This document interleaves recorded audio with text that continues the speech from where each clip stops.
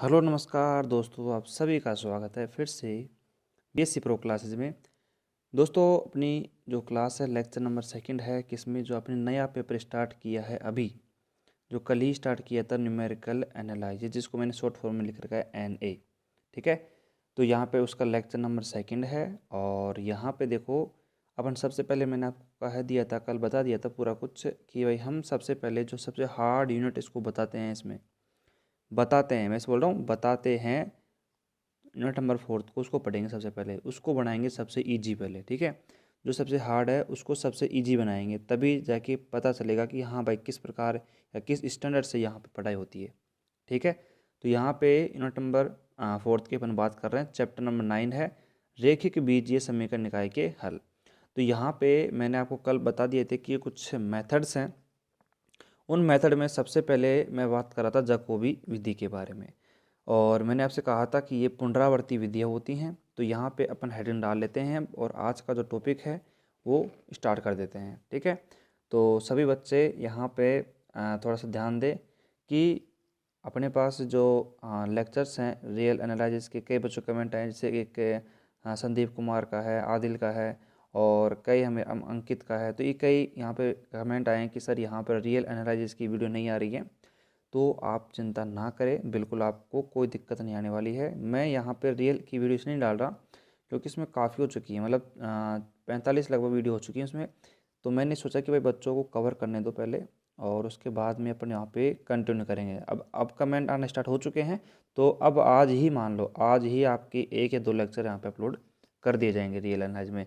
तो यहाँ की मेरा जो टारगेट ये है कि आपकी स्टडी है वो नहीं रुकनी चाहिए, कंटिन्यू रहनी चाहिए। ठीक है, तो जिसमें भी आपको लेक्चर जल्दी चाहिए उसमें आप कमेंट कर दीजिएगा, आपको लेक्चर तुरंत मिल जाएंगे, गारंटी इस चीज़ की। ठीक है, और वो मतलब यहाँ पे जो सारे पेपर स्टार्ट मैंने इसलिए कर दिए हैं क्योंकि जिस बच्चे का कमेंट मान लो कि यहाँ पे बोलते हैं कि सर यहाँ पे न्यूमेरिकल में पढ़ाओ, उसको पढ़ाओ, उसको पढ़ाओ, तो यहाँ पे सारे पेपर स्टार्ट हो चुके हैं। ठीक है, तो अब यहाँ पे कोई भी दिक्कत नहीं है, अपन कंटिन्यूसली सिलेबस को आगे बढ़ाते रहेंगे। ठीक है, तो बस अब आज का जो टॉपिक है हमारा न्यूमेरिकल एनालिसिस में, और मैंने आपको पहले बोल दिया है कि न्यूमेरिकल एनालिसिस में आपको कैलकुलेटर ज्ञान की, साइंटिफिक कैलकुलेटर की आवश्यकता पड़ेगी। वो दूसरा कैलकुलेटर आता है ना, वो छोटा वाला, जो उसको मत लाना आप। वो जो बड़ा वाला कैलकुलेटर आता है साइंटिफिक कैलकुलेटर, वो आप तो आप स्टेशनरी की दुकान पर जाके बोल देना कि हमें साइंटिफिक कैलकुलेटर चाहिए, तो वो आपको दे देगा। 300, 350, 400 रुपये तक आ जाएगा वो। तो वो आप खरीद लेना 1-2 दिन में, जल्दी उसका अपन उपयोग करने वाले हैं। ठीक है, और उसमें सीखेंगे अपन बहुत कुछ, किस प्रकार वैल्यूज निकालते हैं, बहुत ही ज़्यादा काम की चीज़ है। तो अब यहाँ पे हेडिंग डाल लेता हूँ मैं, और क्या है देखो हेडिंग में अपन यहाँ पे डालेंगे पुनरावर्ती विधियाँ। पुनरावर्ती विधियाँ, अब इनको पुनरावर्ती विधियाँ क्यों कहते हैं वो अभी आपको पता चल जाएगा, बस थोड़ी सी देर के अंतर्गत ही। तो यहाँ पे पुनरावर्ती विधियों में सबसे पहले अपन बात करते हैं किसकी। कल मैंने आपको बता दिया था कि हम यहाँ पे सबसे पहले पढ़ने वाले हैं जैकोबी विधि। और मैं आपको बता दूं कि जो जैकोबी विधि है ये अपने आप में ये पूरी यूनिट तैयार कर सकती है। अपन ने कहा कि यूनिट नंबर फोर्थ के अंदर 2 चैप्टर, चैप्टर नंबर 9 है और चैप्टर नंबर 10 भी है। चैप्टर नंबर 9 में 3 मेथड है और चैप्टर 10 में भी 3 मेथड है। लेकिन जैकोबी जो विधि है काफ़ी इम्पोर्टेंट है, और इसका जो मेथड है, इसका प्रूफ और इसकी क्वेश्चन दोनों मिलकर क्या कर सकते हैं, एक यूनिट तैयार कर सकते हैं। गारंटी नहीं है, गारंटी यहाँ पे नहीं है, लेकिन फिर भी यहाँ पे काफ़ी अच्छा है ये, और आराम से अपनी एक यूनिट तैयार कर सकता है। तो यहाँ पे जैकोबी विधि की मैंने हेडिंग डाल दी है, और यहाँ पे अपन लिख देते हैं कि ये इम्पोर्टेंट है। ठीक है, तो यहाँ पे अब समझते हैं इसको शानदार तरीके से। आपको एक बात मैं बता दूं कि जिस भी मेथड को आप समझते हो ना, चाहे वो किसी में हो, चाहे फिजिक्स में हो, चाहे मैथ में हो, तो आपको सबसे पहले तो उस मेथड को थोड़ा सा एक्सेप्ट करना सीखो। क्योंकि आपको पता है कि यहाँ पे अपन मेथड पढ़ रहे हैं, किसी के द्वारा दिया गया मेथड पढ़ रहे हैं अपन। अब ये जो मेथड पढ़ेंगे ये किसने दिया था, ये जैकोबी वैज्ञानिक ने दिया था। अब जैकोबी वैज्ञानिक ने दिया था, तो इसमें क्या है कि सब कुछ जो काम किया गया है वो जैकोबी, जो वैज्ञानिक जैकोबी भाई साहब हैं उनके द्वारा किया गया काम है। अब जो काम उन्होंने किया है उसी को अपन को दोहराना है यहाँ पे, और वहाँ पे उसको सीखना है। तो यहाँ पे जो भी उन्होंने कहा वैसा अपन को मानना पड़ेगा, साफ सी बात है, मानना तो पड़ेगा। और उसके बाद में बात ये है समझाने की बात यह है कि समझ में आपको अल्टीमेट तरीके से आएगा। लेकिन यहाँ पे जैसे कि कोई स्टेप लिखा मैंने, तो उस स्टेप को यहाँ पे आप एक्सेप्ट करना सीखो, क्योंकि उसको मैं बता नहीं सकता आपको कि किस प्रकार लिखा है। क्यों? क्योंकि आप यहाँ पे देख सकते हो कि यहाँ पे जो जकोबी वैज्ञानिक हैं, जकोबी भाई साहब हैं, उन्होंने अपने हिसाब से इसको कैलकुलेट किया है। लेकिन जहाँ तक हो सकता है जो स्टेप आपको समझाने की होगी उसको मैं गारंटेड समझाऊंगा। लेकिन शर्त क्या है? शर्त यह है कि आपको थोड़ा सा यहाँ पे अपना दिमाग का इस्तेमाल करना पड़ेगा। बात यह है, सिंपल सी बात है। और इसकी टेंशन ना लें आप, कुछ भी टेंशन लेने की आपको आवश्यकता नहीं है, क्योंकि आपको पता है ये क्या है, एक मेथड है। मेथड के बाद में जब अपन क्वेश्चन करेंगे तो आपको जो मेथड है अपने आप रट जाएगा। मतलब आपको रटने की कोई भी टेंशन यहाँ पे नहीं लेनी है। मतलब आपको ऐसी उंगली हो जाएगा। और बस आज का लेक्चर ख़त्म होने दो, आज का लेक्चर ख़त्म होने के बाद में भी आपको मैं उंगलियों पे रटा दूंगा, इस प्रकार रटा दूंगा। ठीक है? तो मतलब बिना टेंशन के पढ़ते रहिए आप तो। ठीक है? टेंशन लेने की कोई आवश्यकता नहीं है यहाँ पे। अब देखो स्टार्ट करते हैं आज की क्लास को। तो यहाँ पे देखो सबसे पहले मैं आपको कुछ इम्पोर्टेंट बात बताता हूँ, इससे जुड़ी है, जकोबी विधि के द्वारा जुड़ी हुई है, छोटी सी है। और क्या है देखो मैं उसको बता देता हूँ। यहाँ पे जैसे कि मान लो हमारे पास में एक तो होता है गुणांक, सुनो एक बार, एक तो होता है कोफिशिएंट गुणांक, और एक होता है हमारे पास में संख्यात्मक गुणांक, न्यूमेरिकल कोफिशिएंट, संख्यात्मक गुणांक, न्यूमेरिकल कोफिशिएंट। इसको समझना, क्योंकि इस मेथड के अंतर्गत इसका काफ़ी अच्छा उपयोग किया गया है। तो यहाँ पे अपन समझते हैं गुणांक और संख्यात्मक गुणांक को। अपन एक एग्जाम्पल ले लेते हैं। जैसे कि अपन ने एक एग्जाम्पल लिया यहाँ पे, और जैसे कि -5 एग्जाम्पल लिया अपन ने। तो -5 यहाँ पे लिया है, तो आप देख सकते हो कि जो -5 है, समझना बात को एकदम, जो -5 है ये पूरा है इसका गुणांक है। लेकिन जो संख्यात्मक गुणांक होगा ना इसका, जो संख्यात्मक गुणांक होगा वो होगा अपना 5। संख्यात्मक गुणांक को कोई मतलब नहीं है कि इसके ऊपर माइनस का चिन्ह है, प्लस का चिन्ह है, कुछ भी हो उसके ऊपर, अपन को तो वैल्यू से मतलब है। तो संख्यात्मक गुणांक क्या कहता है, हमारे पास में ये 5 आएगा हमारे पास में। और गुणांक क्या होता है, प्लस का 5 माइनस का 5 जो भी है वो अपना गुणांक होता है। और संख्यात्मक गुणांक होता है वह एक वैल्यू होती है, मतलब जैसे 5 है तो 5 इसका संख्यात्मक गुणांक हो गया। क्या ये चीज़ समझ में आ गई आपको? इसमें था ही क्या, बिल्कुल कचरा कॉन्सेप्ट था। तो लेकिन इसको बताना ज़रूरी था, क्योंकि ये एक छोटी छोटी चीज़ें हैं, और छोटी छोटी चीज़ों से यहाँ पे अपनी जो ये मेथड है, जकोबी मेथड है, उसको तैयार करेंगे अपन। ठीक है? सीखते हुए धीरे धीरे। तो यहाँ पे इस कॉन्सेप्ट को समझ लिया, अब छोड़ दो इसको, तो छोड़ दो इसको। अब चलिए यहाँ पे मेन अपन मेथड पे चलते हैं। और मैंने आपको कल वहाँ पे समझाया था भाई, कल की क्लास आपने देखी है, वो नहीं देखी है तो पहले उसको जाके देखो भैया, देखो उसको। ठीक है? कल की जो क्लास है उसने तो बनाया था बेस हमारे ऊपर। देखो ये चैप्टर नंबर जो 9 है उसका जो बेस बनाया है वो कल की क्लास ने बनाया है। वहाँ पे जाके देखो एक बार, आप लास्ट तक देखना। लेकिन उसको कल मैंने आपको बताया था, याद करो, वहाँ पे कि समीकरण निकाय के बारे में बताया था। हमारे पास में जो इक्वेशन सिस्टम है उसके बारे में बताया, समीकरण निकाय के बारे में बताया था। और मैंने आपसे क्या कहा था कि वहाँ पे हमारे पास में यदि 2 या 3 या 3 से अधिक अगर हमारे पास इक्वेशंस होती हैं तो वो मिलकर क्या बना लेती हैं, एक निकाय बना लेती है, सिस्टम बना लेती है, समीकरण निकाय बना लेती हैं।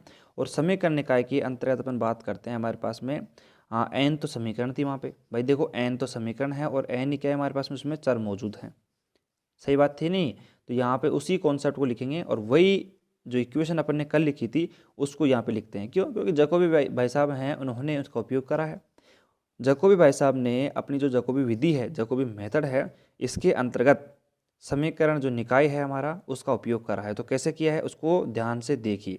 तो यहाँ पे अपन क्या लिखते हैं, देखो माना यहाँ पे हमारे पास में जो जकोबी भाई साहब उन्होंने क्या करा, माना n चरों, ये तो क्या है, लैंग्वेज है, मैंने इसको बता दिया है आपको पहले, देखना ध्यान से। n चरों पर n समीकरण निकाय, अपन ब्रैकेट में लिख सकते हैं समीकरण निकाय निम्न है।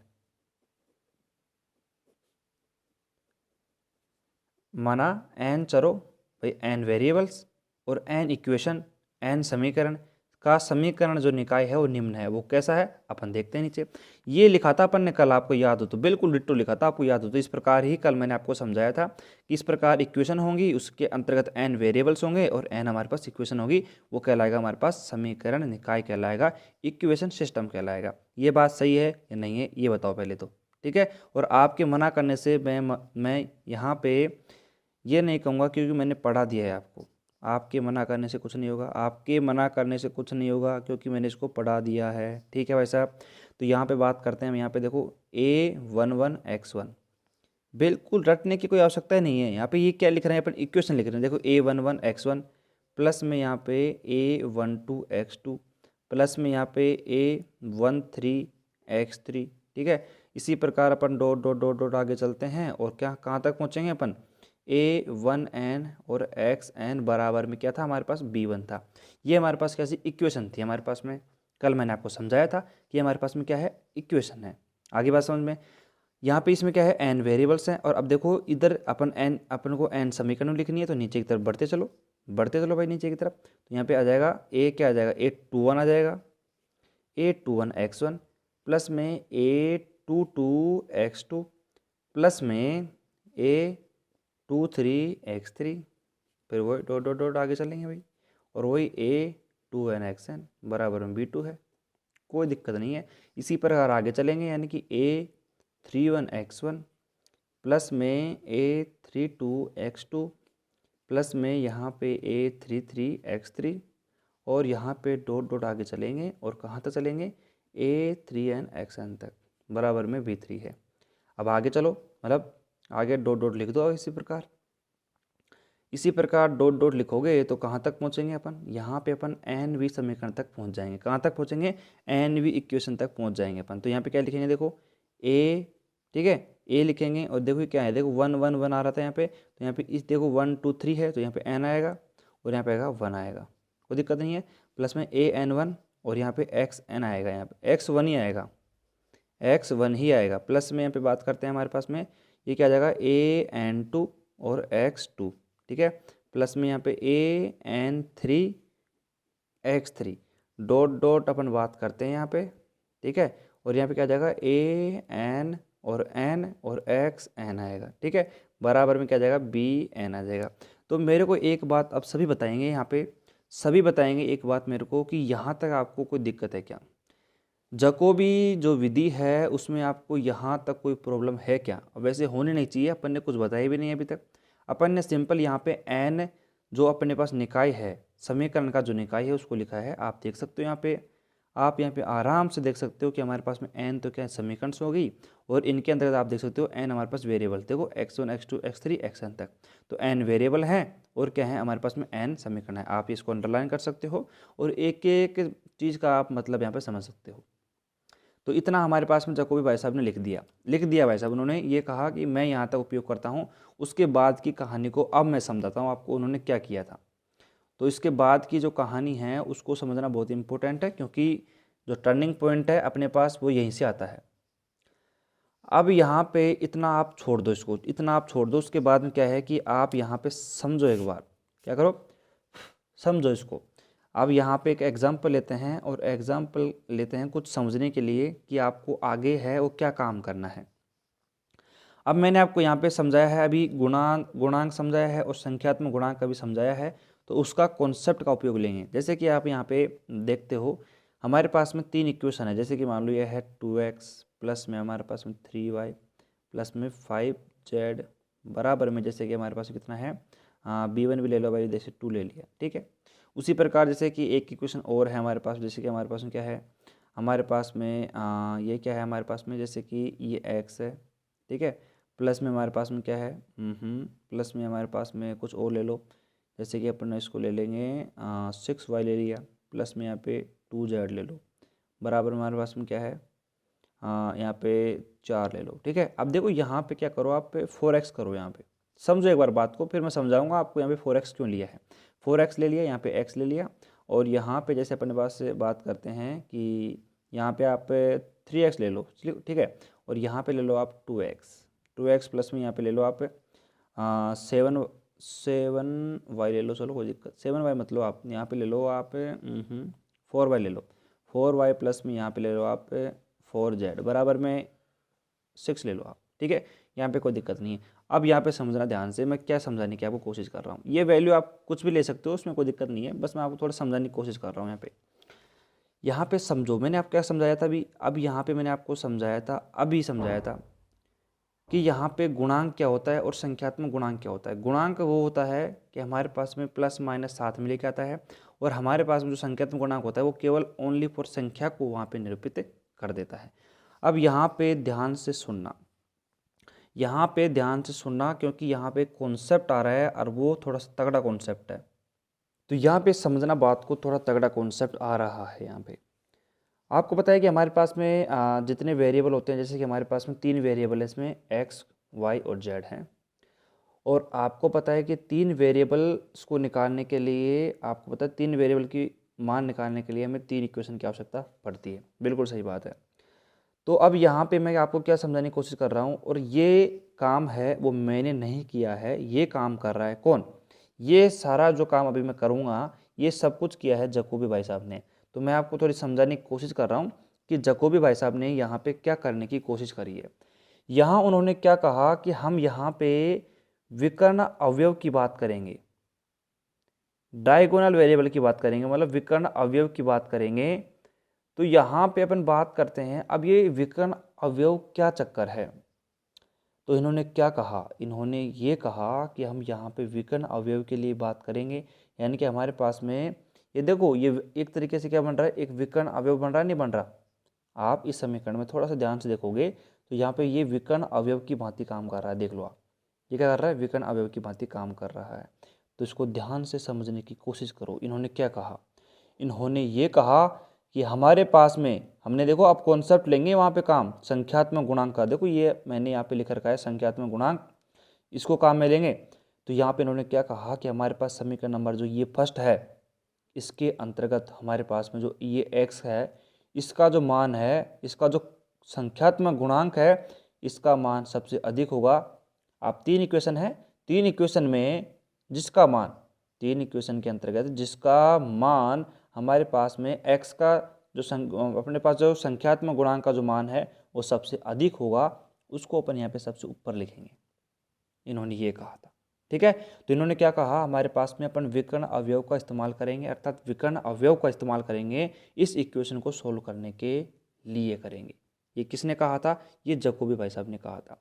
और क्या कहा कि हमने यहाँ पे ये काम करेंगे कि हमारे पास में जो x का संख्यात्मक गुणांक है, अगर वो सबसे तीनों इक्वेशन में यदि जिसका x का गुणांक है वो सबसे ज़्यादा होगा, उसको अपन सबसे ऊपर लिखेंगे, ठीक है।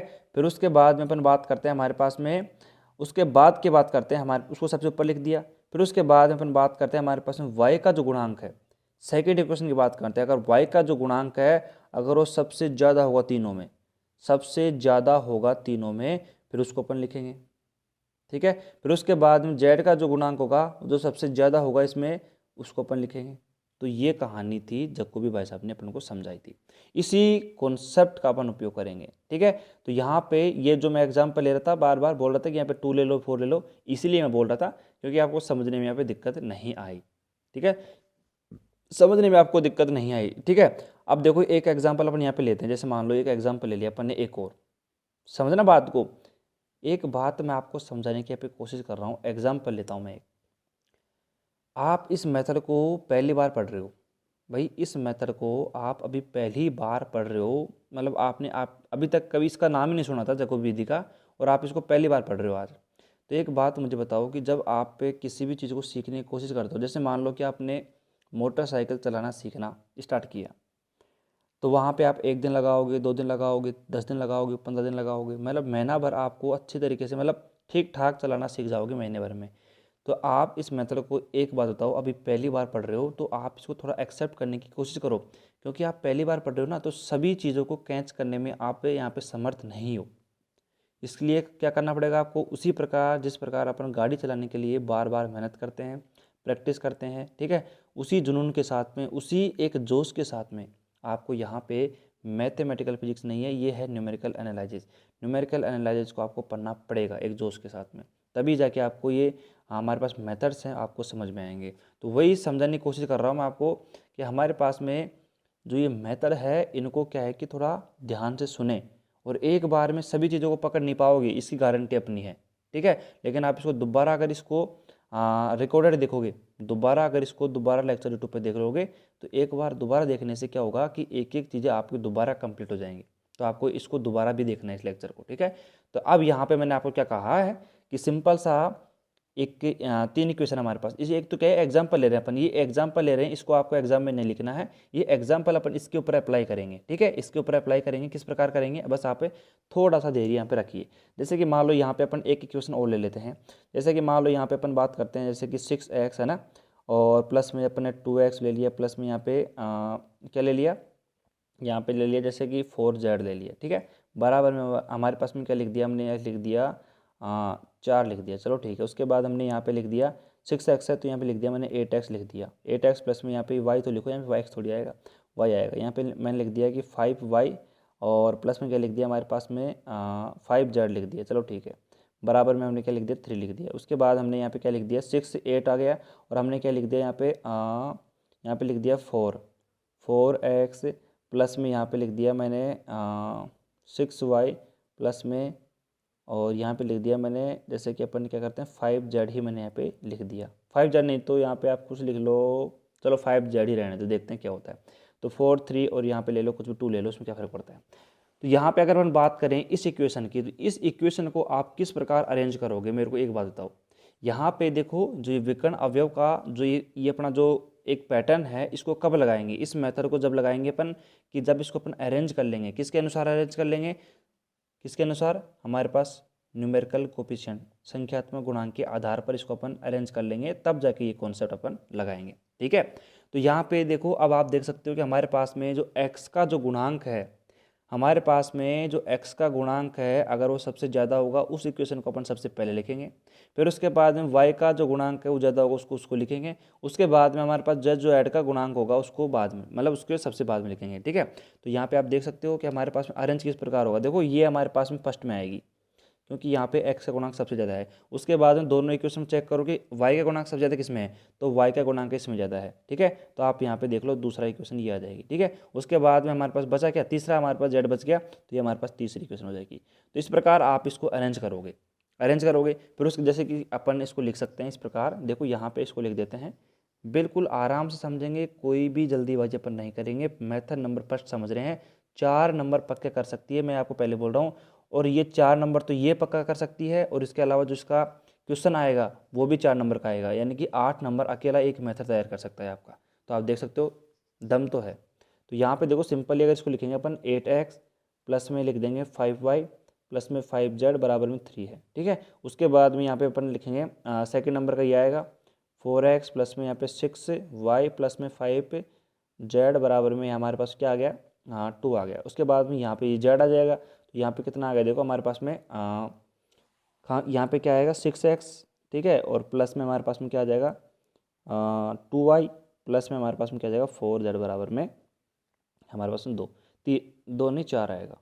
तो एक बात है अगर आपके दिमाग में ये भी आ रही होगी, कईयों के दिमाग में आती है भाई, कई इंटेलिजेंट होते हैं उनके दिमाग में ये भी आ रही होगी कि अगर मान लो कि सर यहाँ पे जो इक्वेशन सेकंड है और हमारे पास में ये है, अगर मान लो यहाँ पे हमारे पास में वैल्यू सेम आ जाए, तो हमारे पास में वैल्यू सेम आ जाए, तो जैसे y का मान भी सेम आ जाए और z का मान भी सेम आ जाए, उस कंडीशन में क्या करेंगे फिर अपन, उस कंडीशन में आपको ये करना है, आपकी जो इच्छा हो उसको आप ऊपर ले सकते हो, चाहे z को ऊपर ले लो चाहे y को ऊपर ले लो, बात बराबर है।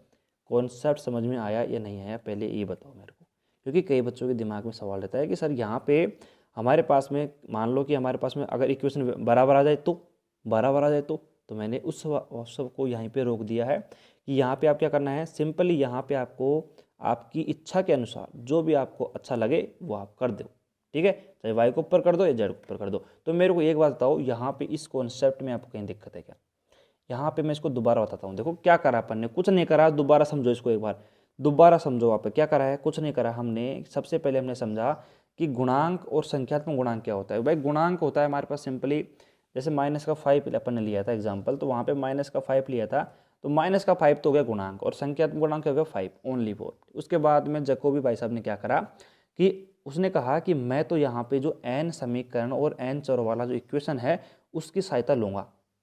अब ये एक बात और आपके दिमाग में आनी चाहिए कि ये जो मेथड है अपन क्यों कर रहे हैं।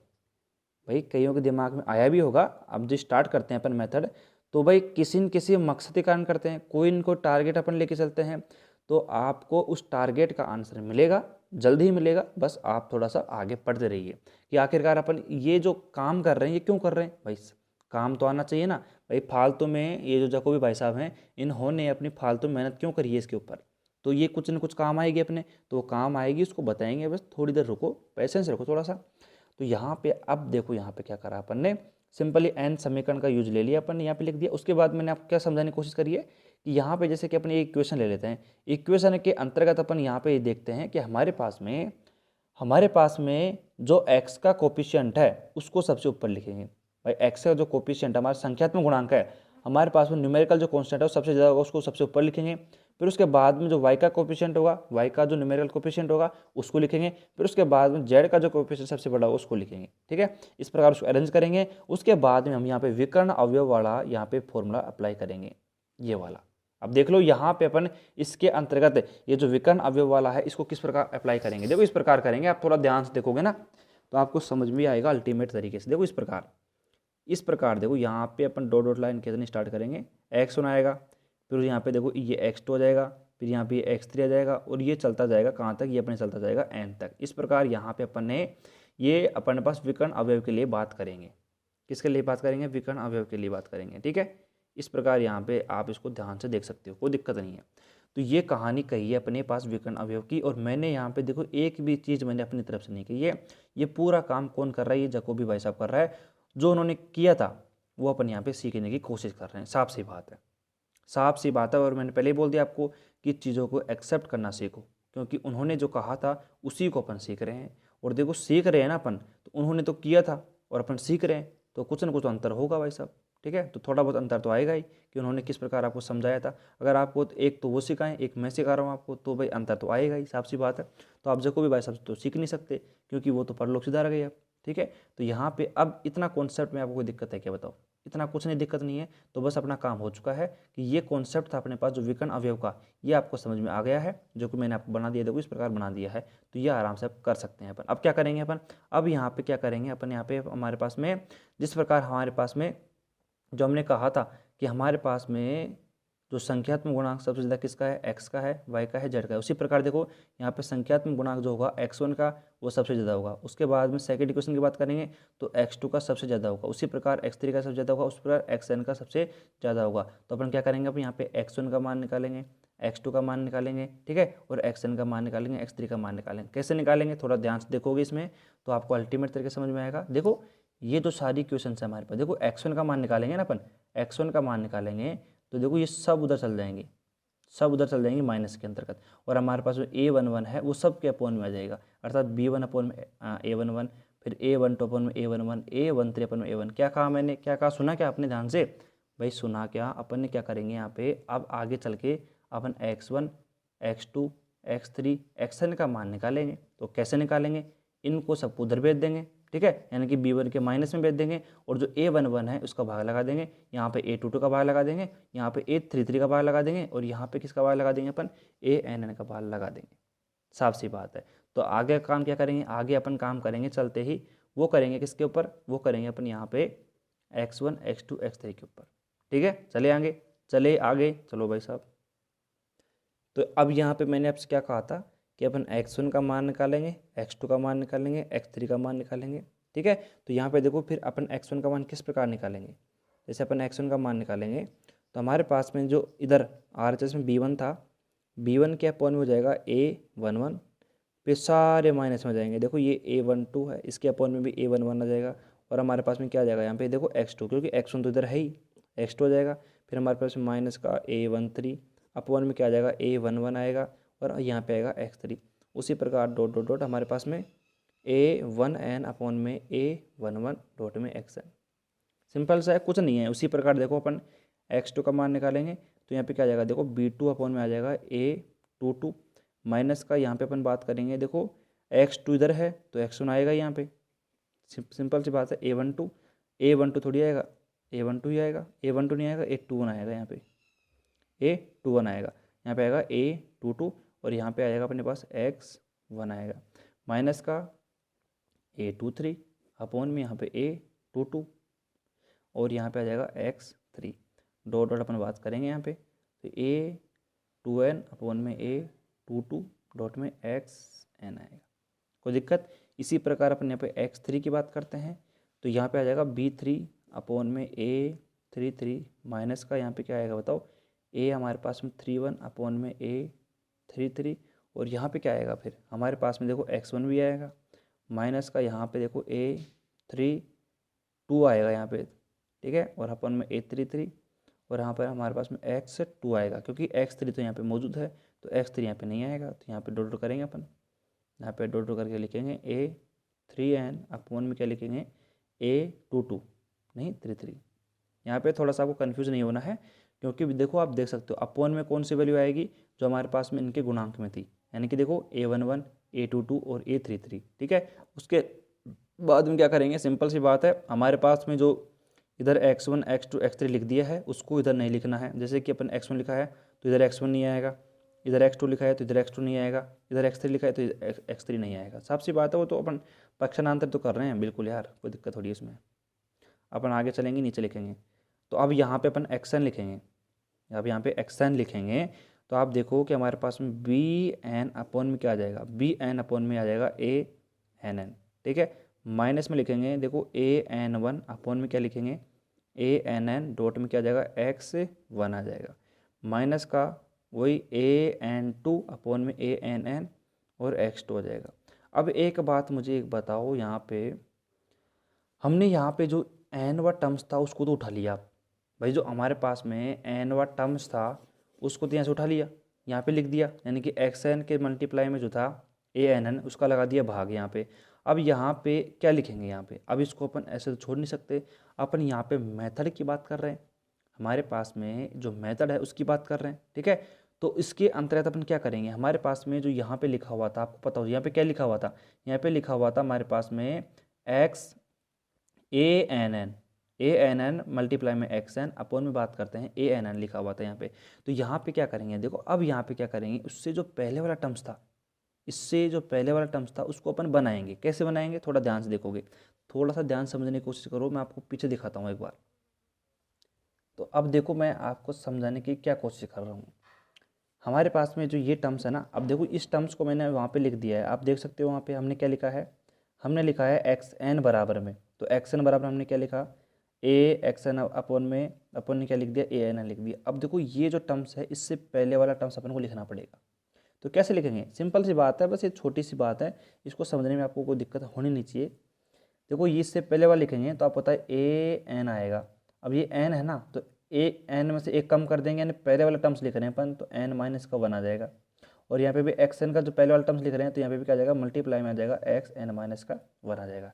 तो इसमें कोई दिक्कत है क्या, इसमें कोई दिक्कत है क्या बताओ, नहीं होनी चाहिए दिक्कत, ठीक है। तो इससे पहले वाला टर्म्स अपन ने लिख लिया है तो इसका अपन उपयोग करेंगे इधर, ठीक है, इसलिए मैंने यहाँ पे लिखा है, कोई दिक्कत यहाँ पे। तो यहाँ पे देखो हमने क्या लिख दिया है, हमने यहाँ पे आराम से लिख दिया है, आप देख सकते हो हमारे पास में क्या है, देखो ये n2 x2 आ गया। अब देखो यहाँ पे हमारे पास में जो लास्ट का टर्म आएगा वो कैसे आएगा, अब ये आएगा हमारे पास में इस प्रकार, देखो an और n माइनस का 1, ये भी लिख दिया था मैंने, अपॉन में क्या है हमारे पास में ann है और मल्टीप्लाई में xn माइनस का 1 है। तो ये कहानी हो गई हमारे पास में, हमने क्या करा, हमने ये लिख दिया, इसको इस प्रकार लिख दिया, यानी कि हमने x1 x2 x3 और xn के रूप में हमने हमारे पास में जो n समीकरण निकाया था उसको हमने लिख दिया है। अब ये अपन ने क्यों लिखा है, ये पूरी कहानी को अब मैं समझाऊंगा यहाँ पे। अब हमारे पास में जो जैकोबी भाई साहब है, इसकी कहानी को इंटरेस्ट तरीके से समझोगे तो मज़ा आएगा मेथड को। तो यहाँ पे हमने क्या करा, यहाँ पे कुछ भी नहीं किया, अपने n समीकरण निकाय है उसको वहाँ पे उठाया और वहाँ पे हमने सिंपली उसको लिख दिया। उसके बाद हमने क्या करा कि हमने वहाँ पे विकर्ण अवयव का एक फॉर्मूला है या फिर एक पैटर्न है उसको अपने अप्लाई करा। उसको अप्लाई करते हुए हमने क्या करा कि हमने यहाँ पे x1 x2 x3 xn का मान निकाल दिया, क्योंकि यहाँ पे देखो प्रथम समीकरण के अंतर्गत हमारे पास में जो x1 का जो कोफिशिएंट है उसका मान सबसे ज़्यादा होगा, संख्यात्मक गुणांक होगा। समझो यहाँ पे अपन न्यूमेरिकल एनालिसिस में अपन गुणांक का उपयोग नहीं करेंगे, यहाँ पे संख्यात्मक गुणांक। अगर मैं गुणांक बोलता भी हूँ तो वहाँ पे आप समझ लेना कि अपन संख्यात्मक गुणांक की बात कर रहे हैं, ठीक है। तो यहाँ पे x1 का गुणांक सबसे ज़्यादा होगा तो उसका अपन ने भाग लगा दिया। उसके बाद में x2 गुणांक सबसे ज़्यादा होगा तो उसका भाग लगा दिया। x3 का गुणांक सबसे ज़्यादा होगा उसका भाग लगा दिया। फिर xn के मल्टीप्लाई में जो गुणांक सबसे ज़्यादा होगा तो वो ANNN अपन ने यहाँ पे भाग लगा दिया। तो ये कहानी आपको समझ में आई क्या पूरी? तो मेरे हिसाब से आ जानी चाहिए। अब मैंने आपको कहा था कि थोड़ा बहुत देर मतलब पेशेंस रखिए, यहाँ पे अपन बताएंगे कि ये अपन पढ़ क्यों रहे हैं, ये अपन पढ़ क्यों रहे हैं, ये पूरा काम अपन क्यों कर रहे हैं और ये काम अपन ने क्यों किया है। तो समझो बात को। यहाँ पे जो जैकोबी भाई साहब हैं, इनका जो मेथड है जैकोबी विधि, देखो ये आपको एग्जाम में नहीं करना है, ये मैं आपको केवल समझाने की कोशिश कर रहा हूँ। जैसे मान लो कि हमारे पास में अपन एक एग्जाम्पल लेते हैं 20/3 है, ठीक है। तो यहाँ पे अपने पास वैल्यू क्या आती है बताओ मेरे को एक बार भाई। 3 6 18, तो यहाँ पे 6 पॉइंट हमारे पास वही 6 इस प्रकार वैल्यू चलती रहती है आगे एक तरफ। तो एक बात बताओ, यहाँ पे हमारे पास में अगर अपन नॉर्मली इसका अध्ययन करते हैं तो हमारे पास में ये वैल्यू आती है, लेकिन न्यूमेरिकल एनालिसिस क्या करता है कि हमारे पास में इसकी एक मतलब फिक्स वैल्यू प्रदान करने की कोशिश करता है। इसकी वैल्यू को, एग्जैक्ट वैल्यू को देने की हमें कोशिश करता है। बस ये जो मेथड है अपना, ये जो मेथड है जैकोबी विधि है, ये इसी के लिए है कि हमारे पास में जो वैल्यू है हमें वो हमें एग्जैक्ट वैल्यू मिले। बस ये कहानी जैकोबी भाई साहब हमें समझाने की कोशिश कर रहे हैं। और ये एक तरीके से हमारे पास एक मेथड हमें प्रदान करने की कोशिश कर रहे हैं कि आप इस प्रकार के कंडीशन बनेंगे हमारे पास, तो इनको एक एग्जैक्ट वैल्यू निकालने के लिए यहाँ पे जैकोबी विधि का उपयोग किया जा रहा है। तो अब यहाँ पे ये जो कहानी है इसको कैसे निकालेंगे, अब यहाँ पे क्या करेंगे। अब जो हमने ये काम किया है x1 x2 x3 xn की सहायता से, अब यहाँ पे क्या करेंगे अपन, यहाँ पे सबसे पहले हेडिंग डालेंगे अपन और प्रथम सन्निकटन निकालेंगे। प्रथम सन्निकटन, अब ये क्या चीज़ है? प्रथम सन्निकटन का मतलब ये है हमारे पास में कि हमारे पास में जो ये वैल्यू है, जैसे सपोज करो ये वैल्यू है हमारे पास में, इसका अपन ने प्रथम सन्निकटन निकाला तो वैल्यू हमारे पास में जैसे मान लो कि हमारे पास 6.66 आई, ठीक है। उसके बाद में अब क्या करेंगे अपन, द्वितीय सन्निकटन निकालेंगे। मतलब क्या करेंगे अपन, जब तक वैल्यू हमें एक अच्छी तरीके से वैल्यू फाइंड नहीं हो जाती है, अपन यहाँ पे जो ये पैटर्न है प्रथम सन्निकटन, द्वितीय सन्निकटन, तृतीय सन्निकटन, चतुर्थ सन्निकटन, इसको अपन अप्लाई करते चलेंगे और हमारे पास में वैल्यू है वो उतनी ही एग्जैक्ट आती जाएगी। ये कहानी है जैकोबी विधि की। तो क्या समझ में आया आपको? यहाँ पे हमने ये कहा कि जैकोबी जो विधि है उसका इम्पोर्टेंस क्या है, उसका जो इम्पोर्टेंस, उसका महत्व क्या है। उसका महत्व ये है कि हमारे पास में जो हमारे पास में ये इक्वेशंस हैं, हमारे पास में ये जो कंडीशन है, इनकी वैल्यू अच्छी तरीके से निकालने के लिए, अर्थात एग्जैक्ट वैल्यू निकालने के लिए, अर्थात बिल्कुल निकटतम वैल्यू निकालने के लिए यहाँ पे अपन जैकोबी विधि का उपयोग करते हैं। अब देखो ये काम जो अपन ने किया है ना, अब इसी काम को आप देखो ध्यान से देख लेना। ये जो पैटर्न है इसको पूरा देख लो आप, क्या करा है अपन ने, कुछ नहीं करा है। इसका आप याद रखोगे तो अब यहाँ पे क्या निकालेंगे अपन प्रथम सन्निकटन निकालेंगे, द्वितीय सन्निकटन निकालेंगे, ये पूरी इसी के सहायता से निकालेंगे आप, पूरी इसी की सहायता से अपन यहाँ पे प्रथम सन्निकटन, द्वितीय सन्निकटन और तृतीय सन्निकटन यहाँ पे निकालेंगे। अब सन्निकटन मैंने आपको समझा दिया है कि सन्निकटन क्या है। जैसे भाई फर्स्ट सन्निकटन है तो फर्स्ट सन्निकटन क्या कहता है हमारे पास में कि ये अपन एग्जांपल लेते हैं सपोज करके, तो यहाँ पे प्रथम सन्निकटन में जैसे हमारे पास में वैल्यू आ गई 6.66 आ गई। उसके बाद में द्वितीय सन्निकटन की अपन बात करेंगे तो यहाँ पे जो वैल्यू है वो आगे मिलेगी, तृतीय सन्निकटन में और आगे मिलेगी, यानी कि वैल्यू और भी एग्जैक्ट होती चलेगी। तो यहाँ पे हमने आपको याद हो तो हेडिंग डाली थी पुनरावर्ती विधियाँ। तो आपको पता होगा कि यहाँ पे पुनरावर्ती विधि इसका नाम क्यों रखा गया है, क्योंकि यहाँ पे हमारे पास में जो पैटर्न है, देखो प्रथम सन्निकटन, फिर द्वितीय सन्निकटन, तृतीय सन्निकटन, यानी कि हमारे पास में इस पैटर्न को अपन बार बार फॉलो कर रहे हैं, क्योंकि हमारे पास में हमें वैल्यू है वो एग्जैक्ट चाहिए और एग्जैक्ट वैल्यू के लिए अपन को ये पैटर्न बार बार फॉलो करना पड़ेगा। और बार बार अपन किसी चीज़ को फॉलो करते हैं उसको हिंदी में बोलते हैं पुनरावर्ती, इटरेशन। अपन इंग्लिश में बोले तो इटरेशन मेथड बोलते हैं इसको, इटरेशन विधियाँ, इटरेशन मेथड्स, ठीक है। तो यहाँ पे ये कहानी है। अब देखो ये पूरी कहानी का मैंने सार बता दिया है और इस कारण यहाँ पे जैकोबी विधि को यहाँ पे बताया गया था जैकोबी भाई साहब के द्वारा, ठीक है। तो यहाँ पे देखो कोई भी टीचर आपको इतना डिटेल से नहीं बताएगा कि ये मेथड है अपना, किस काम से आता है, किस प्रकार का काम है। तो इस प्रकार मैंने आपको एक एक के नस खोल के बता दिए इसके। तो अब अपन को क्या काम करना है, अब अपन को सिंपली इसको याद रखना है आपको थोड़ा बहुत, और याद करने की आवश्यकता है नहीं आपको। वैसे आपको जब अपन इनके क्वेश्चंस करेंगे तो आपको पूरा मेथड आपके इस उंगलियों में रट जाएगा। और अभी देखो उसको खत्म होने दो एक बार, मैं इसको अभी आपकी पूरी उंगलियों में करा दूंगा इस प्रकार, ठीक है। तो यहाँ पे अब अपना काम क्या रहेगा, प्रथम सन्निकटन निकालेंगे, फिर द्वितीय सन्निकटन निकालेंगे, फिर आगे देखते हैं किस प्रकार अपनी इसकी कहानी को लिखेंगे। बस ये एंड होने वाला है, बस 5 मिनट का काम और बचा है इसके अंतर्गत, 5 मिनट का काम और बचा है किसमें, जैकोबी विधि के अंतर्गत, ठीक है। तो सबसे पहले अपन प्रथम सन्निकटन निकालेंगे। देखो नाम से स्पष्ट है, सन्निकटन यानी कि निकट जाने की कोशिश कर रहा है, वैल्यू अपन को बिल्कुल निकट निकालनी पड़ेगी। तो अपन को इस प्रकार प्रथम सन्निकटन की सहायता लेनी पड़ेगी, ठीक है। तो यहाँ पे प्रथम सन्निकटन को कैसे निकालेंगे, देखो इसको ध्यान से देखो एक बार। हमारे पास में ये जो लिखा हुआ है x1 के पास में, देखो इसको ध्यान से देखोगे आप, तो हमारे पास में देखो x1 के मल्टीप्लाई में ये पूरा कहानी है। मैंने आपको बोला था इसी की सहायता से इसको मैं बगल में रखूंगा और पूरी वैल्यू आपको एकदम बिल्कुल आपके दिमाग में उतार दूंगा। कैसे, अब हमारे पास में प्रथम सन्निकटन अपन को निकालना है ना, तो अपन क्या करेंगे, हमारे पास में देखो सुनो, देखो एक बार मैं लिख देता हूँ यहाँ पे प्रथम सन्निकटन कैसे निकालेंगे। हमारे पास देखो ये x1 है, x1 का अपन को प्रथम सन्निकटन निकालना है, यानी कि ये पावर में 1 दिख रहा है ना आपको, ये प्रदर्शित कर रहा है हमारे पास सन्निकटन की वैल्यू को, एप्रोक्सीमेशन, फर्स्ट एप्रोक्सीमेशन की वैल्यू निकाल रहे हैं अपन। तो यहाँ पे हमारे पास में जो ये ऊपर पावर में आपको दिख रहा है ये एप्रोक्सीमेशन यानी कि सन्निकटन को प्रदर्शित कर रहा है। तो x1 का अपन सन्निकटन निकालेंगे तो क्या करेंगे, जब कोई वैसा हमने क्या करा, हमारे पास में जितने भी ये सारे टर्म्स हैं उन सबको कर दिया नेग्लिजिबल, मतलब जीरो कर दिया। और हमारे पास में b1 अपन में a11 और b2 अपन में a22 और b3 अपन में a33 इसको लिख दिया। अब यहाँ पे मैंने आपसे क्या कहा था कि एक्सेप्ट करो चीज़ों को, क्योंकि अब इसका कारण मैं आपको नहीं दे सकता कि उन्होंने ऐसा क्यों किया है, क्योंकि उन्होंने सिंपल यहाँ पे ये कर रखा है। अपन देखो कोई भी टीचर आपको कहेगा तो ये कहेगा कि यहाँ पे जो ये सारी वैल्यूज़ हैं इनको नेग्लिजिबल किया था, किसने किया था, जैकोबी भाई साहब ने किया था। तो अब देखो उसी को अपन को एक्सेप्ट करना पड़ेगा और यहाँ पे पढ़ना पड़ेगा, साफ सी बात है, मैंने आपको पहले बोल दिया था, ठीक है। और आपको यदि इसका कोई प्रॉपर कारण मिलता है, यदि इसको आपको कोई प्रॉपर कारण मिलता है तो आप हमें बता दीजिए कि हमें यहाँ पे मिल चुका है, वैसे आपको मिलेगा नहीं, इसकी गारंटी अपनी है। तो यहाँ पे अपने क्या करा, सिंपली हमने यहाँ पे x11 को निकालने के लिए हमने क्या करा, इन पूरे को मतलब इसका पूरा हमने क्या कर दिया, नेग्लिजिबल कर दिया, यानी जीरो कर दिया। तो हमने क्या कर दिया b1 अपॉन में a11 आ गया, ठीक है। अब उसी प्रकार अपन यहाँ पे x2 की पावर अपन 1 मतलब पावर 1 निकालेंगे, ये क्या है हमारे पास में x2 का प्रथम सन्निकटन, तो ये कैसे आएगा हमारे पास में b2 अपॉन में क्या जाएगा a22 आ जाएगा। उसके बाद अपन x3 निकालेंगे, तो x3 का अगर अपन यहाँ पे प्रथम सन्निकटन निकालेंगे तो हमारे पास में आ गया b3 अपॉन में a33 आ गया। उसके बाद में अपन डॉट करके अगर xn का अगर फर्स्ट सन्निकटन निकाल लेंगे तो वो क्या आएगा हमारे पास में bn अपॉन में ann आ गया है।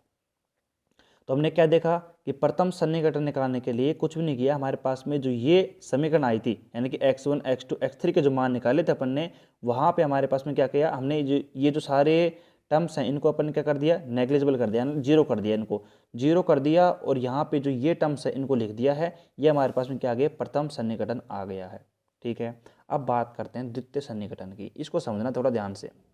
द्वितीय सन्निकटन, अब इसको कैसे निकालेंगे, देखो ध्यान से देखना, सेकेंड अप्रोक्सीमेशन, ठीक है।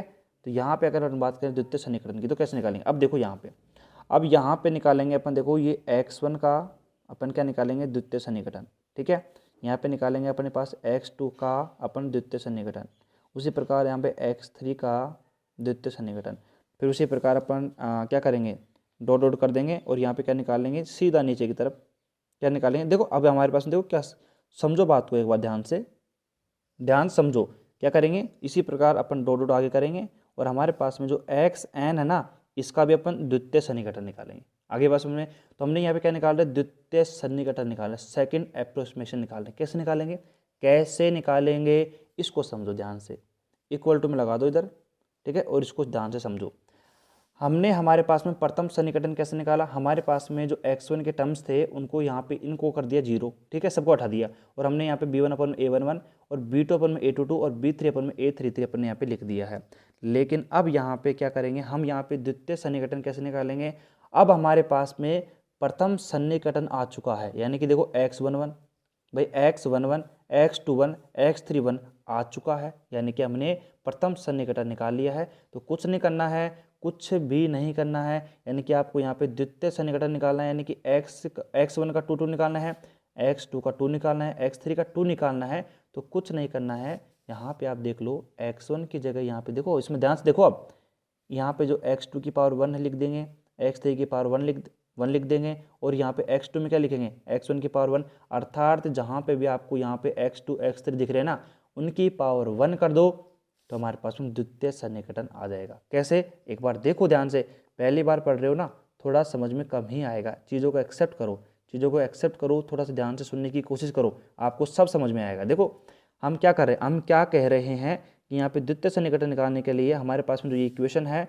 इसको ध्यान से देखो, आप देखो इसको ध्यान देखो, ये पहली है हमारे पास, इसको ध्यान से देखो एक बार आप। तो क्या करेंगे, देखो यहाँ पे देखो b1 अपॉन में a11 अपन ऐसे कैसे लिख देंगे, उसके बाद में माइनस का a12 अपॉन में a11 है, और यहाँ पे जो हमारे पास में x2 दिख रहा है ना, इसकी पावर 1 लिखा दो, बस 1 टिका दो, इसकी छत में हमारे पास में जो 1 है उसको लिख दो, हमारा काम हो जाएगा द्वितीय सन्निकटन का। बस सिंपल सा है, बस माइनस का ये पूरी वैल्यू पे देखो 13 अपॉन में a11 है, और यहाँ पे x3 है, तो x3 की पावर भी यहाँ पे 1 टिका दो, पावर में नहीं है, बस वही बात है, पावर बोल रहा हूँ मैं इसको, लेकिन क्या ये सन्निकटन की वैल्यू को प्रदर्शित कर रहा है, इसकी छत बोल सकते हैं, मतलब इसकी छत पे बोल सकते हैं इसको अपन ना, तो समझने के लिए। तो यहाँ पे x3 की छत में क्या आ गया, अपन ने बस 1 लिख दिया। उसी प्रकार अपन डॉट डॉट करके यहाँ पे क्या लिखेंगे, यहाँ पे देखो a1n अपॉन में a11, ठीक है, और यहाँ पे हमारे पास में xn की पावर भी हमारे पास क्या आ गया, 1 आ गया, क्योंकि अपन ने निकाल रखी, देखो x1 की पावर 1, x2 की पावर ये x3 1 xn 1 तो ये हमने निकाल रखा है आराम से, कोई दिक्कत नहीं है। तो हमने द्वितीय सन्निकटन निकालने के लिए प्रथम सन्निकटन की सहायता यहाँ पे ली है, ठीक है।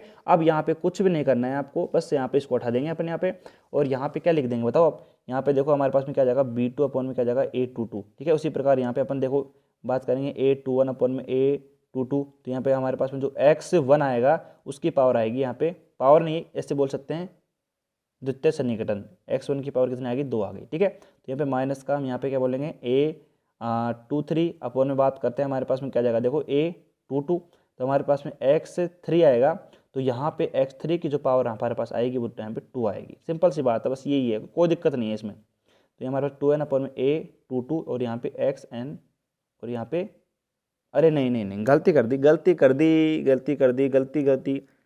जल्दी जल्दी में गलती, मैंने क्या बोला था आपसे, मैंने ये बोला था आपसे कि यहाँ पे सबकी जो पावर आएगी वो 1 आएगी, यहाँ पे सबकी जो पावर आएगी 1 ही आएगी, चाहे वो कुछ भी हो। यहाँ पे फिर अपन x3 निकालेंगे, तो इसको कैसे निकालेंगे थोड़ा ध्यान से देखोगे, तो b3 अपॉन में यहाँ पे क्या करेंगे a33 माइनस का यहाँ पे a31 अपॉन में a33, और यहाँ पे जो x1 आएगा उसकी पावर भी हमारे पास 1 ही आएगी, यानी कि द्वितीय सन्निकटन निकालने के लिए हमारे पास में इसमें पूरे के अंतर्गत सभी की छत पर हमारे पास 1 ही आएगा, इसकी गारंटी है। और ये किसने कहा था, ये जकोबी भाई साहब ने समझाया था। अब देखो ये कॉम्प्लिकेटेड मेथड से हैं, अब देखो ये क्या थोड़ी सी कैलकुलेशन है इसमें, और इसमें थोड़ा सा आपको गड़बड़ हो सकती है, बाकी आपको कॉन्सेप्ट समझने में कोई भी दिक्कत नहीं होगी, यहाँ पे सिंपल सी बात है, ठीक है।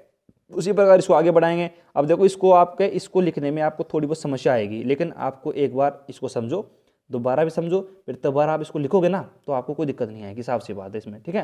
तो यहाँ पे आगे बात करेंगे अपन, यहाँ पे a32 अपॉन में जैसे a33 की बात करेंगे, तो यहाँ पे हमारे पास में जो x2 आएगा उसकी पावर हमारे पास में कितनी आएगी, उसकी पावर 1 आएगी हमारे पास में, ठीक है। डॉट डॉट अपन बात करेंगे a3n अपॉन में a33, और यहाँ पे xn की पावर भी हमारे पास 1 ही आएगी, यानी कि सब कुछ की पावर 1 आएगी, ठीक है। उसी प्रकार जैसे अपन यहाँ पे xn निकाल रहे हैं, तो यहाँ पे xn की जगह क्या निकालेंगे, देखो यहाँ पे सिंपल सी बात है, हम यहाँ पे xn निकाल रहे हैं, तो यहाँ पे भी हमें क्या लिखना पड़ेगा, देखो वही हमारे पास bn आएगा, अपॉन में क्या जाएगा ann आएगा, ठीक है। माइनस का यहाँ पे जैसे अपन निकालेंगे, क्या निकालेंगे, हमारे पास में जो वैल्यू आएगी आपको पता है क्या आएगी, बताओ, यहाँ पे आएगी an1 अपॉन में क्या जाएगा ann, और यहाँ पे भी जो x आएगा हमारे पास में x1 है उसकी पावर 1 आएगी। तो यहाँ पे कुछ भी मैंने आपको पहले बोल दिया है, सिंपल सी बात है। हम यहाँ पे जो वैल्यू निकालेंगे, यहाँ पे किस प्रकार निकालेंगे, इसी प्रकार निकालेंगे, पावर 1 निकालेंगे, मतलब इसकी पावर 1 है, अर्थात एक द्वितीय सन्निकटन निकाल रहे हैं, तो सबकी पावर हमारे पास सबके छत पर क्या आएगा, 1 आएगा। और इधर क्या है हमारे पास में, सबकी छत पर 2 है, यानी कि अपन द्वितीय सन्निकटन का मान निकाल रहे हैं, तो यहाँ पे सबकी छत पे यानी कि सबकी पावर 1 ही आएगी। डॉट अपन यहाँ पे क्या निकाला था आपको बताओ, तो a n n माइनस का 1 था, अपॉन में a n n था, और यहाँ पे एक्स एन माइनस वन है, इसकी पावर भी हमारे पास यहाँ पे वन ही आएगी। अब देखो यदि हमारे पास में आपसे कहा जाएगा अगर तृतीय सन्निकटन निकालने के लिए, तो आपको पता है इसको कैसे निकालेंगे। अगर अपन तृतीय सन्निकटन निकालेंगे, इसको कैसे निकालेंगे? तृतीय सन्निकटन निकालने के लिए आपको कुछ नहीं करना है, सिंपल सा काम है। अरे बिल्कुल सिंपल सा काम है। यहाँ पे 3 3 3 लिख दो, 3 3 लिख दो। उसके बाद में ये बिल्कुल पूरा सेम टू सेम लिख दो। और यहाँ पे जो x2 x3 ये xn ये x1, इनकी पावर में हमारे पास में जो 1 1 है ना, यहाँ पे 2 2 2 कर दो। बस सिंपल सी बात है, ये कहानी खत्म हो गई हमारे पास जैकोबी विधि की। तो देखो इस प्रकार ये 4 नंबर में आता है। और अगर आपसे देखो अपन लिखते हैं ना एक तरीके से व्यापक रूप लिखते हैं, एनवे टर्म्स लिखते हैं। तो एनवे टर्म्स के लिए अगर ये फॉर्मूला की अपन बात करें, देखो यहाँ पे अपन देखो इसी प्रकार अपन यहाँ पे लिख देते हैं। तो यहाँ पे लिखेंगे, अगर इसी प्रकार अपन बात करते हैं, इसी प्रकार यदि अपन यहाँ पे बात करें एन वी सन्निकटन के लिए, एन वी सन्निकटन के लिए। अब आप में से कई सोच रहे हैं क्या है एन वी सन्निकटन, क्या है? अरे कुछ नहीं है, यहाँ पे जो अपने पास ये द्वितीय सन्निकटन है ना, तो यहाँ पे अपन एक ऐसा फॉर्मूला लिखेंगे जिससे अपन सारे सन्निकटन की वैल्यू ज्ञात कर सकते हैं। तो थोड़ा सा ध्यान देखोगे ना तो आपको पूरा समझ में आ जाएगा। देखो कैसे, यहाँ पे थोड़ा ध्यान से देखोगे तो यहाँ पे देखो हमारे पास में जैसे यहाँ पे फॉर्मूला सिंपल अपन लिखेंगे। देखो x1 है, इसकी पावर में हमारे पास क्या है n है, ठीक है। इज इक्वल टू में अपन बात करते हैं, हमारे पास में देखो b1 अपॉन में क्या जाएगा a11 माइनस का a12 अपॉन में a11। अब देख रहे हैं यहाँ पे x2 आएगा, इसकी पावर में n माइनस का 1 आएगा। अब देखो यहाँ पे 50% बच्चे समझ गए हैं कि ये क्या लिखा हुआ है। 50% बच्चे समझ गए हैं कि यहाँ पे क्या लिखा हुआ है, बाकी 50 के अभी समझ में नहीं आया है। तो आ जाएगा धीरे धीरे, अभी समझो आप, ठीक है। मैं समझाऊंगा आपको, कोई दिक्कत नहीं है आपको, ठीक है। यहाँ पे आ जाएगा a13 अपॉन में a11 और यहाँ पे x3 की पावर n माइनस का 1, ठीक है। यहाँ पे माइनस का आ जाएगा, डॉट डॉट अपन आगे लिख देते हैं, ठीक है। तो यहाँ पे a1n अपॉन में a11 आएगा और यहाँ पे xn की पावर n माइनस का 1 आएगा, ठीक है। उसी प्रकार अपन बात करो, जैसे कि अगर अपन बात करें x2 की बात करें और n निकालें, ठीक है। तो यहाँ पे क्या आ जाएगा, देखो b2 अपॉन में a22, ठीक है, माइनस का यहाँ पे क्या जाएगा a21 अपॉन में a22। और यहाँ पे अपन बात करते हैं, हमारे पास में देखो x1 की पावर n माइनस का 1 माइनस का a23 अपॉन में a22 और x3 की पावर हमारे पास में n माइनस का 1। डॉट डॉट अपन बात करते हैं, हमारे पास में a2n अपॉन में a22 और यहाँ पे हमारे पास xn की पावर n माइनस का 1 है।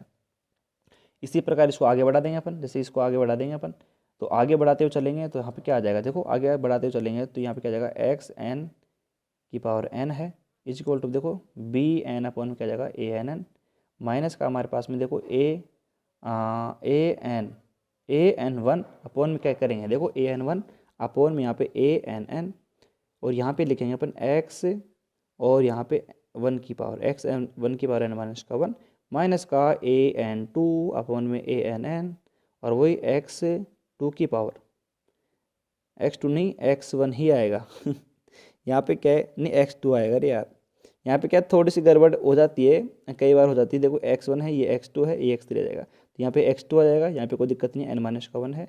और यहाँ पे आगे चलेंगे अपन डॉट डॉट, तो यहाँ पे क्या जाएगा a और आपको होता है n माइनस का 1 है अपॉन में ann है और यहाँ पे क्या आएगा, देखो वही बात है, हाँ x n माइनस का 1 इसकी पावर भी n माइनस का 1। अब देखो ये क्या चक्कर है, ये बस लास्ट स्टेप था हमारा, ये कंप्लीट हो चुका है जैकोबी मेथड। लेकिन अब इसको बात रही है तो पढ़ने की, ये तो आपको सब पढ़ेंगे, सभी जो टीचर हैं आपको पढ़ाएंगे। लेकिन फिर सभी टीचर में हमें अंतर क्या रहेगा, देखो सबसे बड़ी बात क्या है, अब इसको उंगलियों पे कैसे रटाना है, इस मेथड को मैं बताता हूँ आपको। इसको उंगलियों पे कैसे रटाना है उसको मैं बताता हूँ। यहाँ पे इसी प्रकार अपन ने क्या लिखा है, ये एन वी सन्निकटन लिखा है ना। अगर आपको ये याद हो गया ना, ये तो आपको पूरा मेथड याद हो गया, आपको समझ लो पूरा मेथड कैसे। अब देखो हमने क्या कहा, अभी हमने देखो ऊपर हमने यहाँ पे द्वितीय सन्निकटन निकाला, प्रथम सन्निकटन निकाला। लेकिन अगर आपको ये याद है ना तो आपको पूरा देखो यहाँ पे अब n का मान रखो आप, जैसे आप n का मान 1 रखोगे, n का मान 1 रखो आप, तो देखो x1 यहाँ पे 1 रखोगे आप, तो 1 रख दो। उसके अलावा देखो आप यहाँ पे देखोगे ना तो यह भी ये फॉर्मूला ऐसा बन चुका है, देखो ये सारे टर्म 0 बन जाएंगे, ये सारे टर्म 0 बन जाएंगे। यानी कि हमारे पास देखो x1 की पावर 1 x2 की पावर 1 अर्थात हमारे पास प्रथम सन्निकटन की वैल्यू आ जाएगी। आ गई या नहीं आएगी पहले ये बताओ मेरे पास। आप देखो यहाँ पे 1 रखोगे तब देखो x2 की पावर n माइनस का 1 तो 1 माइनस 1 0, ये सारे टर्म 0 बन जाएंगे, यानी कि ये टर्म्स बच जाएंगे ये वाले सिंपल। तो ये क्या आ गया हमारे पास में प्रथम सन्निकटन, यानी कि जिसकी छत में अगर 1 है तो वो क्या है, प्रथम सन्निकटन है। अगर यहाँ पे अगर n का मान 2 रख दें तो n का मान 2 रखो, 2 रखो, यहाँ पे 2 रखो तो x1 की पावर 2 अर्थात ये क्या है, द्वितीय सन्निकटन है। तो यहाँ पे क्या आ जाएगा, 2 माइनस का 1, तो सबकी छत पर यहाँ पे 1 आएगा, सबकी छत पर 1 आएगा, यानी कि द्वितीय सन्निकटन है। अगर यहाँ पे अब देखो एग्जाम में क्वेश्चन में अगर आपसे तृतीय सन्निकटन के बारे में पूछेगा, अगर आपसे तृतीय सन्निकटन के बारे में पूछेगा तो यहाँ पे x जो मेरे n का मान यहाँ पे क्या रखेंगे, n का मान यहाँ पे 3 रखेंगे। देखो n का मान 3 रखेंगे तो यहाँ पे 3 माइनस का 1 क्या आ जाएगा, 2, सबकी छत पर 2 आ जाएगा। यानी कि अपन को 3 निकालने के लिए अर्थात तृतीय सन्निकटन निकालने के लिए इधर सारी वैल्यूज में हमें क्या रखना पड़ेगा, 3 रखना, मतलब 2 रखना पड़ेगा, 2 आएगा इधर, यानी कि यहाँ से 1 कम आएगा। बस यही फॉर्मूला तो लिखा है अपन ने कि nवीं सन्निकटन के लिए, यानी कि एक व्यापक फॉर्मूला अपन ने लिख दिया। यहाँ पे हमने क्या कहा कि इस प्रकार यहाँ पे हमें फॉर्मूला बन जाएगा। तो यहाँ पे हमने क्या करा, सभी यहाँ पे ध्यान देंगे, बिल्कुल ध्यान से 2 मिनट का इसका रिवीजन करेंगे अपन। 2 मिनट में ऐसे उंगलियों पे रट देंगे इसको, 2 मिनट का टाइम लगाएंगे मात्र। देखो 1 घंटे का समय दिया है, लेकिन आप ये समझ लो कि 4 नंबर का एक तरीके से पैटर्न अपन ने तैयार कर लिया है। 4 नंबर का मामला हो चुका है ये। आप देखो ध्यान से देखो एक बार इसको, आप देखोगे तो यहाँ पे आप देख सकते हो कि हमारे पास में ये है, हमारे पास में पूरा मेथड है इसका। जैकोबी में क्या करा भाई, भूल जाओ, सब कुछ भूल जाओ, हमने जो पढ़ा था उसको भूल जाओ सब कुछ। अब करते हैं अपना स्टैंडर्ड तरीके से रिविजन करते हैं। कुछ नहीं है, जैकोबी भाई साहब था, जैकोबी भाई साहब ने क्या करा, सिंपल सा अपन को एक मेथड देने की कोशिश करी है जिसका नाम है जैकोबी विधि, ठीक है। उन्होंने क्या कहा कि मैं तो यहाँ पे n चरों और n समीकरण का उपयोग करूँगा। हमने कहा कर लो भाई साहब, कर लो। ये उन्होंने यहाँ पे n समीकरण का उपयोग करा। उसके बाद उन्होंने समझाया कि मैं यहाँ पे एक कंडीशन का उपयोग कर रहा हूँ और आप समझ लेना ध्यान से। कौन कह रहा है ये, ऐसा कह रहा है जैकोबी भाई साहब कि मैं यहाँ पे एक कंडीशन का उपयोग करूँगा, उसको आप समझ लेना। फिर हमने कहा कि चलो ठीक है समझ लेंगे। उन्होंने क्या कहा कि मैं यहाँ पे जो n समीकरण है और n जो चरों वाले हमने इक्वेशन लिखा है, इसमें मैं यहाँ पे विकर्ण अवयव के लिए काम करूँगा। अर्थात हमारे पास में जो डायगोनल अवयव है, हमारे पास में विकर्ण अवयव हैं, इसका मैं उपयोग करूँगा। तो हमने कहा चलो ठीक है कर लो।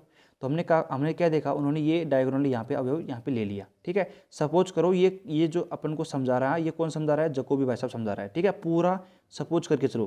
तो यहाँ पे उन्होंने ये कहा कि मैं डायगोनल अवयव के लिए बात करूँगा। हमने कहा ठीक है कर लो। उसके बाद उन्होंने क्या कहा कि मैं डायगोनल जो अवयव है उसका उपयोग तो बाद में करूँगा, लेकिन पहले क्या करूँगा, हमारे पास में जो इक्वेशन है उसके अंतर्गत जो संख्यात्मक गुणांक है, जो न्यूमेरिकल कोफिशिएंट है, उसके हिसाब से उसको अरेंज करूँगा। तो हमने देखो ये एग्जांपल समझाया आपको कि जैसे x का मान है वो ज़्यादा होगा तो उसको पहले लिखेंगे, फिर y का मान उसको ज़्यादा पहले लिखेंगे, फिर z का मान उसको लिखेंगे, ठीक है। इस प्रकार की कहानी को उन्होंने समझाया। तो ये कहानी आपको समझ में आ गई। यहाँ पे मतलब उन्होंने यहाँ पे मुख्य फोकस किस पे किया है, वो किया है विकर्ण अवयव पे। तो यहाँ पे विकर्ण अवयव पे किया है। उसके बाद उन्होंने क्या करा, यहाँ पे x1 का मान निकाला, फिर x2 का मान निकाला, फिर x3 का मान निकाला, फिर xn का मान निकाला। तो कैसे निकाला, यहाँ पे उन्होंने समझा दिया। यहाँ पे उन्होंने समझाया कि हम यहाँ पे क्या करेंगे, अपन x1 का और x2 x3 का मान इस प्रकार निकालें। कैसे निकालेंगे, कुछ नहीं है, इनको सबको अपन ने RHS में भेज दिया है। तो x1 x2 x3 का मान निकाल लिया, xn का मान निकाल दिया। उसके बाद में जैकोबी भाई साहब ये कह रहे हैं कि आपको दिक्कत तो आ रही होगी। भाई जैकोबी भाई साहब ये कह रहे हैं कि आप सभी को यहाँ पे पढ़ने में दिक्कत तो आ रही होगी, आप सभी को ये समझ में नहीं आ रहा होगा कि ये हम यहाँ पे मेथड मैंने क्यों दिया है। भाई जैकोबी भाई साहब कह रहे हैं कि ये मेथड हमने क्यों दिया है, इसको भी समझाओ। तो जैकोबी भाई साहब कह रहे हैं कि हम यहाँ पे इस मेथड को इसलिए पढ़ते हैं क्योंकि हमारे पास जैसे कि अपन 20/3 है, तो इस प्रकार की जो कंडीशंस हैं इनमें वैल्यू हमें क्या है कि एग्जैक्ट फाइंड नहीं होती है। तो वैल्यू को एग्जैक्ट फाइंड करने के लिए, मतलब एकदम वास्तविक मान, बिल्कुल एकदम कह सकते हैं अपन एकदम निश्चित मान को प्राप्त करने के लिए, एकदम निकट मान को प्राप्त करने के लिए अपन यहाँ पे जैकोबी विधि का उपयोग करते हैं। अब यहाँ पे निकट वैल्यू को प्राप्त करने के लिए अपन क्या करना पड़ेगा, वही बात है कि हमें यहाँ पे प्रथम सन्निकटन, द्वितीय सन्निकटन, तृतीय सन्निकटन को निकालना पड़ेगा। बस उस कहानी को समझाया इन्होंने कि प्रथम सन्निकटन, द्वितीय सन्निकटन, ये कुछ नहीं है। प्रथम सन्निकटन, द्वितीय सन्निकटन, मैंने इस एग्जाम्पल समझाया आपको। प्रथम सन्निकटन का मान निकालते हैं अपन, जैसे मान लो कि हमारे पास में इसका भाग लगाया, तो प्रथम सन्निकटन में वैल्यू आई हमारे पास 6.66 आ गई मान लो। तो द्वितीय में और भी आगे आएगी, तृतीय में और भी आगे आएगी, मतलब बिल्कुल आगे तक अपन चलेंगे ना तो बिल्कुल निकटतम वैल्यू आ जाएगी हमारे पास में। ये कहानी समझाने की कोशिश कर रहा था हमारे पास जैकोबी भाई साहब। अब देखो इसके अलावा देखो यहाँ पे क्या है, यहाँ पे अपन देखो प्रथम सन्निकटन की बात करते हैं तो बिल्कुल सिंपल है। प्रथम सन्निकटन कुछ नहीं करा अपन ने, यहाँ पे जो सारे टर्म्स हैं वो जीरो कर दिए। अब वो क्यों जीरो कर दिए आपको यहाँ पे देखो इसके माध्यम से मैंने समझा दिया, क्योंकि देखो ये हमारे पास में क्या है, एक तरीके से व्यापक फॉर्मूला है, ठीक है, nवीं सन्निकटन के लिए फॉर्मूला है। तो यहाँ पे देखो अगर आप n का मान 1 रखते हो तो आप देख सकते हो यहाँ पे सब जीरो हो जाएंगे। तो यानी कि देखो हमारे प्रथम सन्निकटन का जो मान है वो यही आएगा, यही आएगा। द्वितीय सन्निकटन की बात करते हैं तो यहाँ पे देखो n बराबर 2 रखो, n बराबर यहाँ पे 2 रखोगे तो देखो 2 माइनस का 1 आ जाएगा, यानी कि इधर में सबकी पावर में 1 आ जाएगा। अब यहाँ पे अगर आप 3 रखेंगे तो यहाँ पे देखो 3 यहाँ पे रखेंगे, LHS में हमारे पास 3 आएगा, लेकिन RHS में हमारे पास सबकी पावर में 2 आ जाएगा, तो ये 2 आ जाएगा। तो इस प्रकार आपको रटने की कोई भी आवश्यकता नहीं पड़ेगी। और इस प्रकार देखो अब मैं समझ सकता हूँ कि यहाँ पे आपको जो पूरा मेथड है वो आपके माइंड में फिट हो चुका होगा। 1 घंटे का समय लगा है, लेकिन आपकी ज़िंदगी में आप कभी नहीं भूलोगे। अब इसको जैकोबी मेथड को आप अब समझा सकते हो किसी को भी।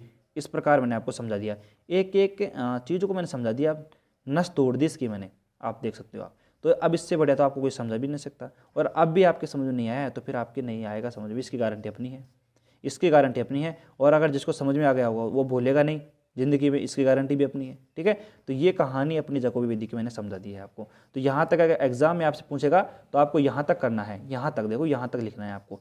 यानी कि आपसे बोलेगा कि फिक्स बोलेगा आपसे, आपको कुछ नहीं करना है, आपका माइंड का इस्तेमाल बिल्कुल नहीं करना है, बस आपको ये कहेगा कि जैकोबी विधि का यहाँ पे आपको प्रूफ करना है। तो जैकोबी विधि को समझाइए, तो ये कहानी आपको लिखनी है। ठीक है, तो ये पूरी कहानी जैकोबी भाई साहब ने समझाई थी और वो अपने हिसाब से उन्होंने समझाई, और जहाँ तक हो सकता है मैंने आपको पूरा समझाने की कोशिश करी यहाँ पे। ठीक है, तो मेरे हिसाब से कोई दिक्कत होगी नहीं। तो यहाँ पे आज के लेक्चर में अपन पूरी जैकोबी विधि को समझ लिया है। यानी कि देखो जैकोबी विधि को समझ लिया, इसका मतलब क्या है कि अपन अब देखो इसके क्वेश्चंस करेंगे तो आपको 1% की भी दिक्कत नहीं आएगी। इस प्रकार मैंने आपको समझाया एक एक चीज़ को। तो अब बस आपको क्या करना है, अब जल्दी से जल्दी कैलकुलेटर लेके आना है और यहाँ पे अब आगे चलेंगे अपन और क्वेश्चंस को सोल्व करेंगे। अब क्वेश्चन सोल्व करेंगे, अब हमारा मेथड काम हो चुका है, अब क्वेश्चन सोल्व करेंगे। ठीक है, अब मिलते हैं अगले वीडियो लेक्चर में शानदार तरीके से। ठीक है।